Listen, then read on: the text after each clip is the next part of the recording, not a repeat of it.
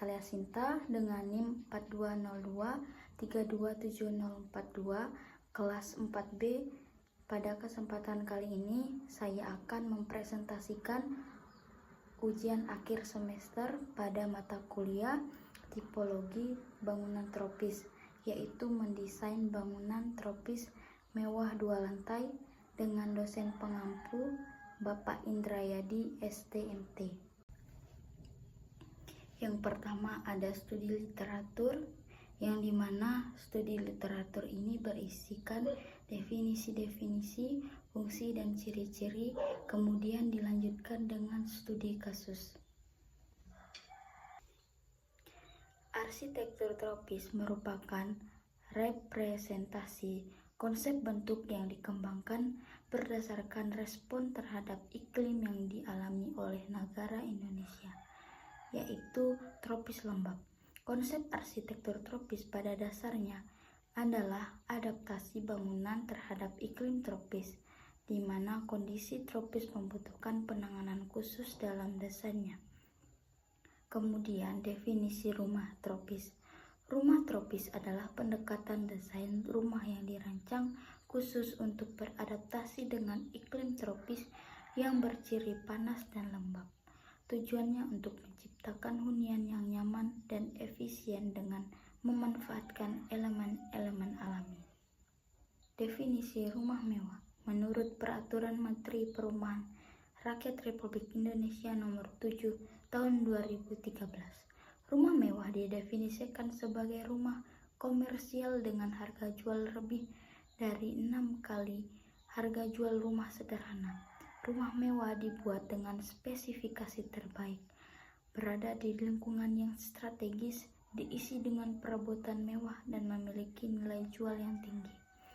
Dengan kualitas di atas rata-rata, dari segi luasan, rumah di atas tipe 300 meter persegi dapat dikategorikan sebagai rumah mewah, karena semakin luas, tentu semakin mahal biaya pembangunannya. Fungsi rumah mewah. Desain tropis memanfaatkan elemen seperti pencahayaan alami, ventilasi optimal, dan material ramah lingkungan untuk menciptakan suasana yang menenangkan. Efisiensi energi. Rumah tropis dirancang untuk meminimalkan penggunaan AC dan lampu dengan memaksimalkan ventilasi silang dan cahaya alami. Tampilan elegan. Dengan perpaduan elemen kayu, batu alam, dan taman hijau, desain ini memberikan estetika yang timeless sekaligus mewah. Ciri-ciri: atap miring dan plafon tinggi, sirkulasi udara yang baik, pencahayaan alami, lingkungan asri, miliki banyak jendela besar dan mempunyai taman dan kolam. Lanjut masuk pada studi kasus. Studi kasus 1. Data bangunan. Pada studi kasus 1 ini, arsitek atelier bertiga, lokasinya di Jakarta Selatan, dengan luas bangunan 521 meter persegi yang selesai dibangun pada tahun 2023. Informasi mengenai bangunan. Rumah yang berlokasi di Pondok Indah, Jakarta merupakan contoh eksplorasi cermat terhadap kebutuhan ruang dan optimalisasi lingkungan. Dengan mengusung konsep bisikan angin, rumah ini dirancang untuk menghadirkan aliran udara alami melalui elemen berpori yang menyediakan pendingin pasif tanpa tergantung pada sistem buatan. Terletak di lahan seluas 400 meter persegi. Desainnya secara unik memadukan aksen lengkung dari bangunan asli tahun 1980-an, melestarikan 2 pohon besar yang berfungsi sebagai elemen penting dalam landscape.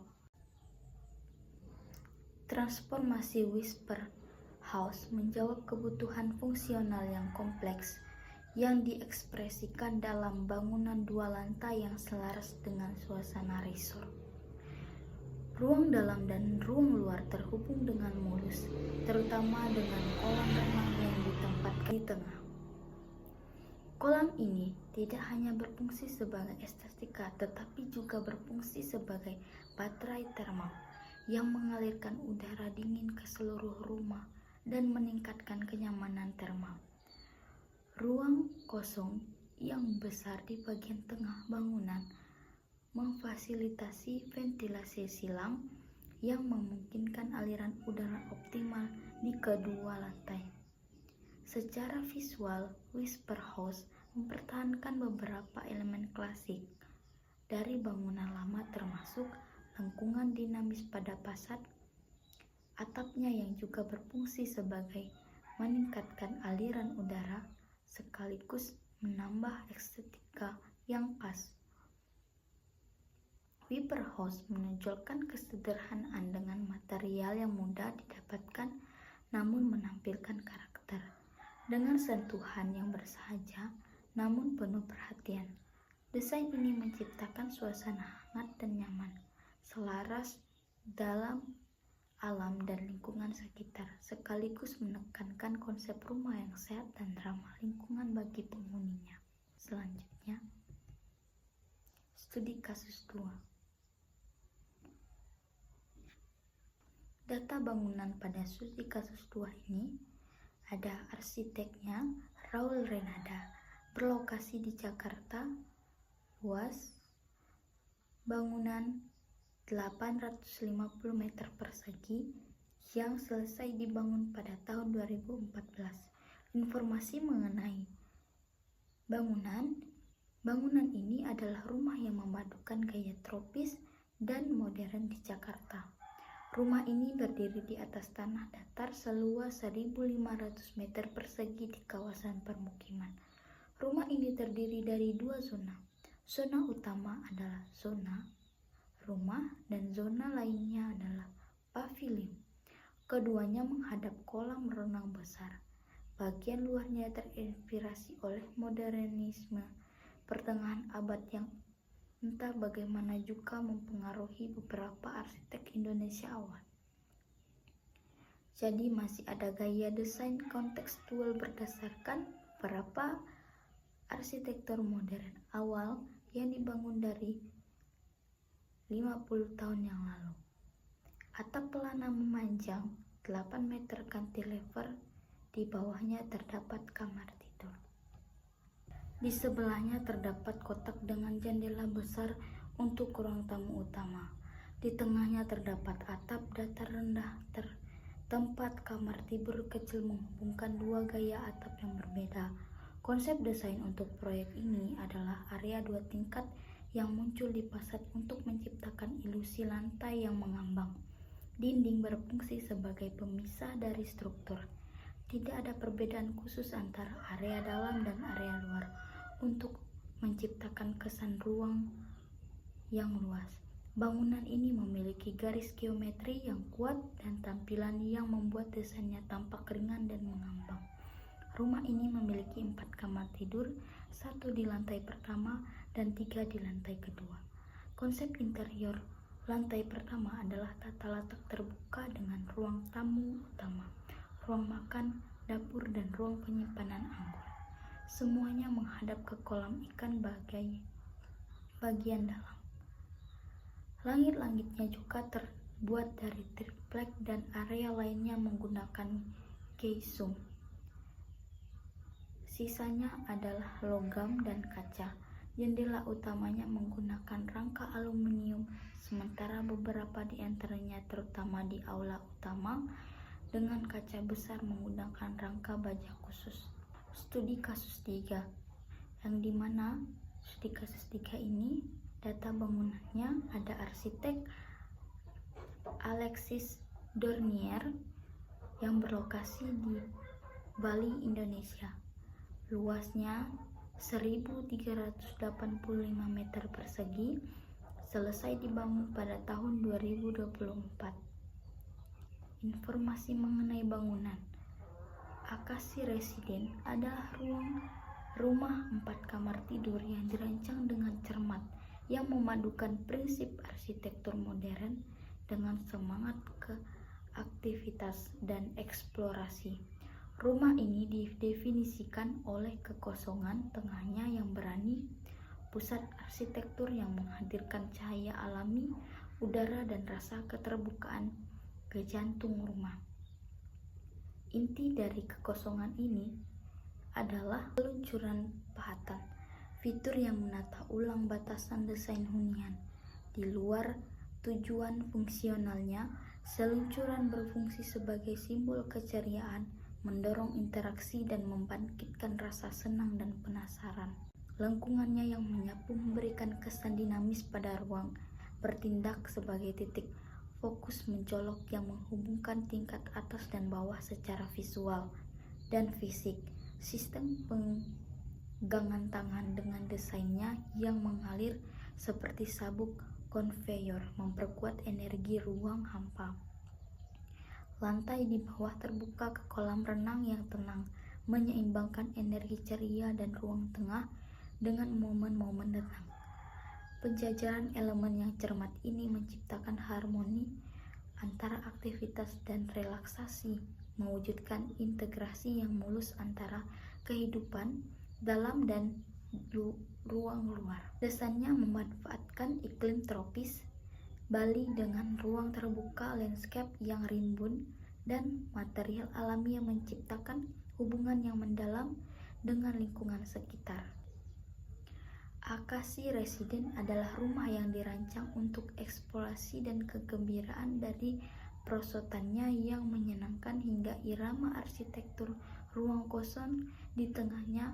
Rumah ini merayakan gerakan cahaya dan hubungan yang kuat dengan alam. Rumah ini menawarkan penghuninya pengalaman hidup yang unik, yang berfungsional sekaligus menginspirasi tanpa mengabaikan pentingnya kesenangan dan hubungan antara manusia. Selanjutnya, data existing. Untuk desain bangunan rumah saya rumah mewah saya yang berlokasi di Jalan Ampera, Kecamatan Pontianak, Kota Pontianak, Kalimantan Barat, dengan luas lahannya 530 meter persegi. Kemudian di sini ada denah bangunan saya, yaitu ada denah lantai 1 dan lantai 2.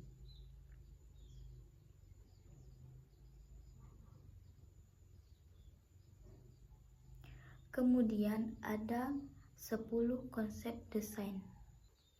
Yang pertama, penggunaan atap miring dengan kemiringan 30 derajat dan 20 derajat. Adanya jendela yang berukuran besar yang dapat menciptakan sirkulasi udara yang baik dan pintu berukuran besar, dan juga penggunaan ventilasi alami. Penggunaan material alami, menggunakan material kayu pada jendela dan pintu. Kemudian penggunaan warna cerah yang dapat membantu memantulkan panas matahari. Orientasi bangunan.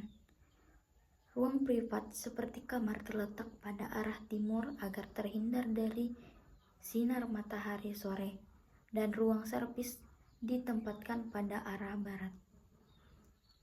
Kemudian, ruang terbuka dan integrasi dengan alam.